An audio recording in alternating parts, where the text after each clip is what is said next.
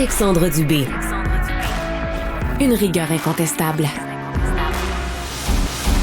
Alors qu'on traverse une vague de chaleur, il y a plusieurs établissements scolaires qui climatisent davantage les bureaux de la direction et du secrétariat plutôt que les classes. Est-ce que vous êtes surpris? C'est ce que démontrent les données recueillies par nos collègues de l'agence QMI. Marie-Laurence Delenay, journaliste à l'agence QMI, que j'accueille avec plaisir en studio. Salut Marie-Laurence. Salut Alexandre. Dresse-nous d'abord le portrait de la situation à la lumière des données que tu as récoltées. Il y a beaucoup d'enseignants qui disaient ça. Hein? Ah, il fait chaud dans nos classes, mais dans les bureaux de la direction, par contre, c'est climatisé. Puis je me suis demandé, c'est quoi le vrai portrait en fait? Puis pour avoir le vrai portrait, Alexandre, ça a vraiment été un travail de moine. Ça a été très, très, très difficile parce que j'ai posé la question aux 70 centres de services scolaires et commissions scolaires anglophones du Québec. Là-dessus, tout le monde n'a pas répondu d'emblée. Il a fallu que je relance et que je relance et que je relance. Il y a une quarantaine au final qui ont répondu à certaines questions, puis il y en a une trentaine qui ont répondu à toutes les questions. Tu sais, les fameuses stratégies de communication pour pas répondre aux questions plus délicates, là. J'ai posé des questions très simples. Il y a combien d'écoles de votre centre services scolaires et commissions scolaires qui sont entièrement climatisées? Il y en a combien qui sont partiellement climatisées? Et sur les partiellement climatisés, il y en a combien qui climatisent uniquement les bureaux de la direction? Ils n'ont pas été capables de te donner des chiffres pour l'ensemble de ces questions-là. Bien, certains, oui. La plupart des écoles partiellement climatisées ou entièrement climatisées, on a répondu. Puis ce que les données démontrent, j'ai fait une moyenne et il y a 60 % des écoles, des centres de services scolaires qui climatisent uniquement les bureaux de la direction et du secrétariat. Il y en a combien pour les classes? Toutes les classes des écoles, il y en a seulement 17 %. Alors, c'est vraiment décourageant. Puis c'est surtout de voir...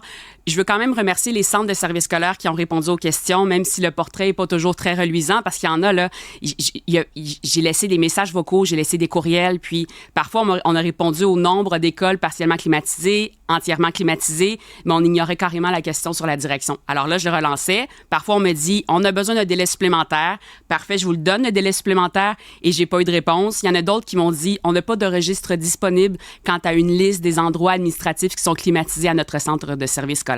On voit que c'est vraiment compliqué puis c'est quand même assez décourageant. Là. Tu fais un petit tour de la bâtisse, pourtant tu le sais, tu le vois s'il y a un climatiseur dans la fenêtre ou s'il y en a oui, tout à fait. C'est moi qui est trop pragmatique, je suis trop terre à terre. Ben, il aurait peut-être fallu que je fasse le tour des écoles pour avoir la question. Par contre... mais pas toi, mais c'est à eux autres de faire ça. Parce que quand on regarde, là, bon, il fait très chaud actuellement.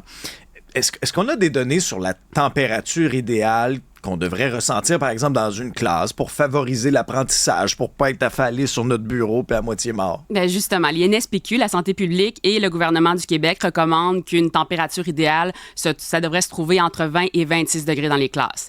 Et là, on a vu au mois de mai, là, il y a eu une vague de chaleur et c'était 30, 32, parfois, 28 dans certaines classes. C'est clair qu'on respecte pas ça.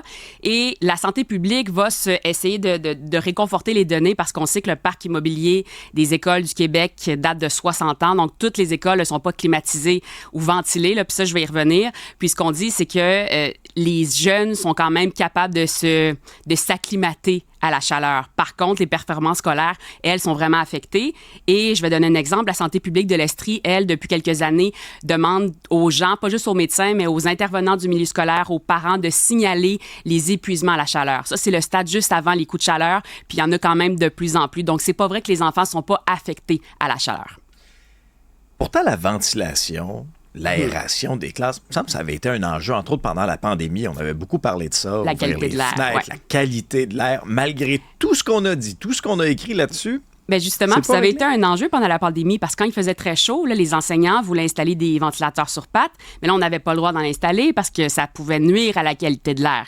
Et là, c'est intéressant aussi parce que je parlais avec la Fédération des centres de services scolaires sur ce sujet-là, puis on me dit qu'au Québec, il y a une majorité des écoles qui sont ventilées naturellement. C'est 60 % qui sont ventilées naturellement et il y en a une minorité, 40 % qui sont ventilées mécaniquement. Ventiler mécaniquement, là, ça peut être des climatiseurs, mais c'est une minorité. Ça peut être aussi simple qu'un échangeur d'air ou des thermopompes. Et ventiler naturellement, donc 60 % des écoles, on parle de quoi? On parle d'ouverture de fenêtres. On ouvre les fenêtres. Mais exactement. Ça, moi, ça me faisait bien rire. Moi, tu sais, je viens de l'Abitibi. Fait que quand on disait, ouvrez les fenêtres. De un, en hiver, ils ne s'ouvrent pas. Oui, non, c'est ça. Puis il y a des écoles qui ne pourront juste pas les ouvrir. Là. Puis des fois, il y en a qui n'en ont pas. Fait que ça peut pas être ça non plus, la solution. Je trouve ça aberrant de voir ces données-là. Et là, il y a une histoire, tu sais, quand on dit souvent, ben si le système le fait pas, on va le faire nous-mêmes. Puis ça se passe à Mont-Tremblant, dans les Laurentides. Il y a une maman qui a pris les choses en main. Il a Ouais. dit, vous en avez pas de climatiseur, mais vous en trouvez, moi. Oui, puis elle a dû être très, très, très persévérante parce que c'est arrivé en septembre dernier. Ça a quand même pris beaucoup de temps. Là. À l'automne, elle a 3 enfants qui vont dans 3 pavillons différents d'une école primaire de Mont-Tremblant. Puis elle s'est dit, il fait beaucoup trop chaud, là. Autant pour les enfants, pour les enseignants, ça n'a pas de bon sens. Donc, qu'est-ce que je peux faire? Et là, elle a fait une publication Facebook, aussi simple que ça, un soir en train d'endormir les enfants. OK. Et elle a demandé aux commanditaires, pouvez-vous me trouver un climatiseur ou l'argent pour au moins un climatiseur par classe? Ça n'a même pas pris une soirée qu'elle a réussi à trouver les 42 climatiseurs manquants pour les 42? écoles. 42 au total, exactement. Les gens ont donné, il y a des compagnies qui ont fourni carrément les climatiseurs, il y en a d'autres qui ont donné de l'argent.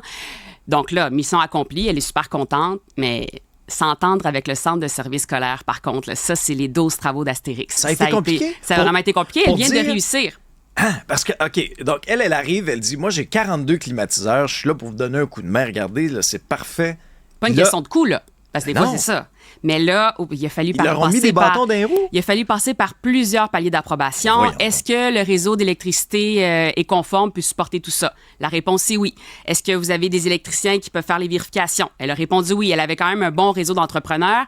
Est-ce que vous avez les installateurs? Elle a dit oui, j'ai trouvé des installateurs. Est-ce qu'ils sont certifiés? Est-ce qu'ils sont C'est un compétents? clé en main. Et là, pendant le processus, durant l'année scolaire, ben là, il y a eu un changement de personnel au sein du centre de service scolaire. La directrice du secteur primaire du centre de service scolaire des Laurentides a quitté. Donc là, elle a été remplacée. Là, on a voulu recommencer le processus.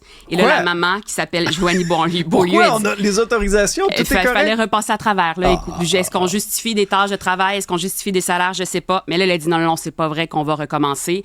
Finalement, on a enfin décidé d'aller de l'avant. Et j'ai même parlé avec le directeur général du centre de service scolaire. Puis je lui ai demandé pourquoi c'est si compliqué. Là? Il y en a tellement des exemples d'enseignants, de parents qui voudraient installer des climatiseurs.